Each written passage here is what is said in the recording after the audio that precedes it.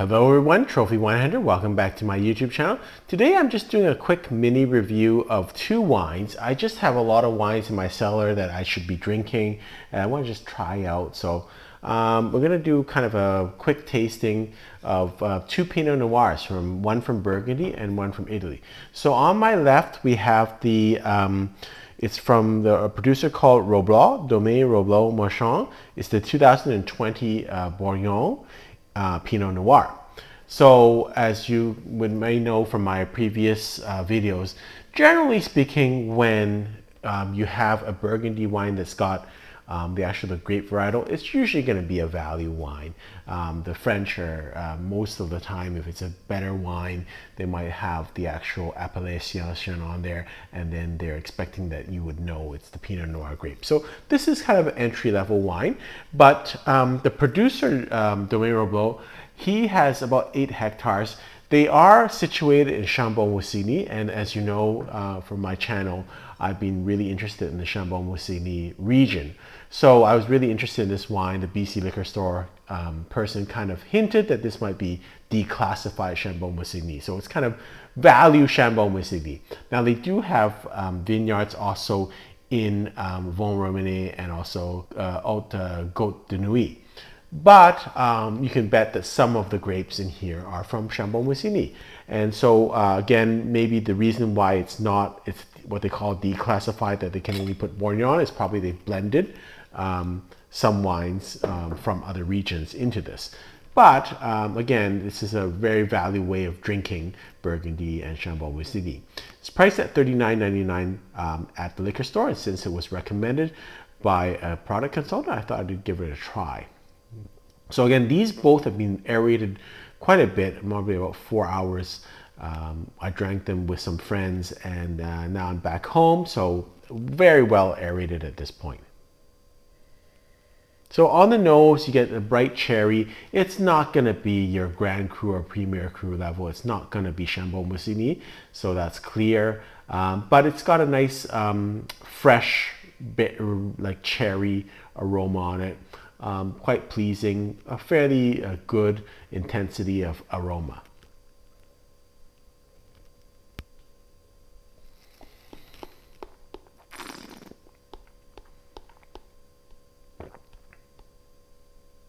So it's got good intensity of flavors. I mostly get tart cherries, not a lot of tannin, but quite intense cherry. So if you're a person that likes acidic, tart cherry type wines, some people don't like that because they don't like the acidity. But if you like that kind of bright cherry kind of taste, you'll love this wine. Not a lot of aftertaste. I would say it's a medium, it's lighter tannin level, but a nice drink. I think if you had a little bit of food with this, it'd be good, like duck. That'd be really great. Nice drinking wine. I'm going to give it 86 points. It's a decent drinking wine for the price. Maybe a little bit overpriced for what I think. But again, with Burgundy, it's really tough to get good value Burgundy. But I think it's a pretty decent wine. On my right, I've got the Cantina Terlan, or they also have the name Cantina Terlan. It's from the Alto Adige region in Italy, and if you've seen my video, which I'll put at the end here, of their Terlano wine, their white wine, I'm really thrilled with that wine. That's really what they're known for. So when I had a chance to pick up their red wine, I thought it was just really interesting to taste. So it's about the same price level as the Roblot. It's 100% Pinot Noir, but it's high altitude Pinot Noir. It's about 450 to 600 meters above sea level. So I don't know if that's going to make a difference. It's aged in oak, 12 months, partly in wooden barrels, partly in barriques. So let's give it a whirl and taste it. So again, this wine has been open now for about 4 hours. This is a 2019, but the color is markedly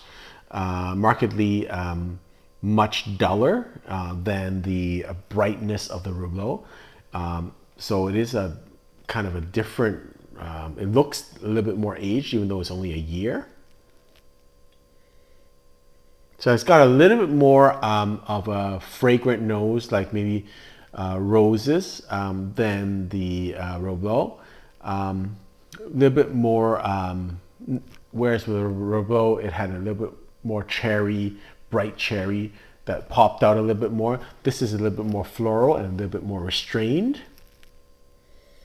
But I will say that this wine, I think, needs a little bit more time. You could actually, maybe you could put it in a decanter even. And I think it does get better with aeration. When I first opened the bottle, I actually didn't like it very much. It has a pretty high rating. I was surprised when I checked the rating on this wine. I think Robert Parker gives it 95, James Suckling 94, Wine Spec 90. So lots of high ratings on this wine. It does have some cherry notes, but a little bit more floral notes also on the aroma.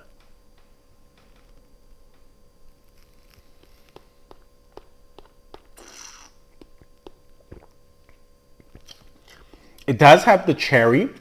It's not as acidic, and it's got a little bit more tannin structure, a little bit more structure. And on the end, it does have a mineraliness to it that is, and a little bit of bitterness, like a maraschino cherry, or kind of when you have a baked cherry pie, that type of taste to it. A little bit more heavy in structure, but I'm not sure I like it any better than the Roblot. Tasted, not everyone really enjoyed this wine, so I'm not sure if we just, what it is. Everyone that drank it, we're sure this is not a cork bottle, so it's just maybe taste preference. I rarely disagree that strongly with other wine raters, but I'm really interested if other people have had this wine, the 2019 Monticol from Terlano, Cantina Terlano, what they think. I think this is like maybe an 87 point wine. I'm sorry, I just don't get it. It's not really characteristically Pinot. It's a little bit salty on the taste, maybe a little earthy too, but yeah, it's not my type of wine. So a little bit disappointed because I actually do like the producer quite a bit. So my rating on this wine is going to be 87 points. So, you know, this is what happens sometimes. You know, I'm really excited to taste wines.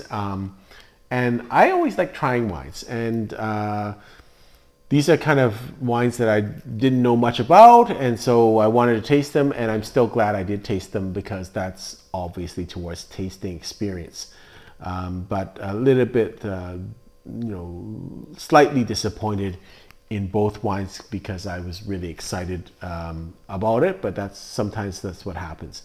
Having said that, you know, each wine has its own characteristic, and has its own palate, and has people that like it and don't. So I'm interested in other viewers who have tasted these wines. Maybe you have a different taste profile. Maybe you have different comments that I could learn from also. So until next time, happy drinking.